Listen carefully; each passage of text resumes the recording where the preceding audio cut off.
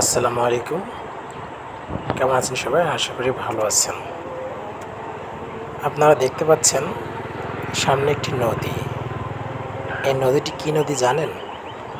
বাংলাদেশের বৃহত্তর নদী পদ্মা। এবং আমি রয়েছি ভেড়ামারা থানার রায়টা নামক স্থানে পদ্মা নদীর তীরে।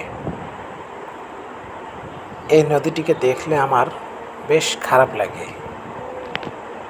আমি ছোটবেলায় গল্প শুনেছি এই পদ্মা নদীতে যেই পানি প্রবাহিত হতো সেই পানির গর্জন নাকি ৫-৬ কিলোমিটার দূর থেকেও শোনা যেত। কিন্তু এখন বর্তমানে সেই নদীতে স্রোতই নেই, গর্জন আসবে কোথা থেকে? দূরে দুই একটি ট্রলার এই নদী দিয়ে যাওয়া আসা করছে। তাছাড়া এই নদীতে তেমন কিছুই নজরে আসে না। মাঝে মধ্যে কয়েকটি জেলে মাছ ধরছে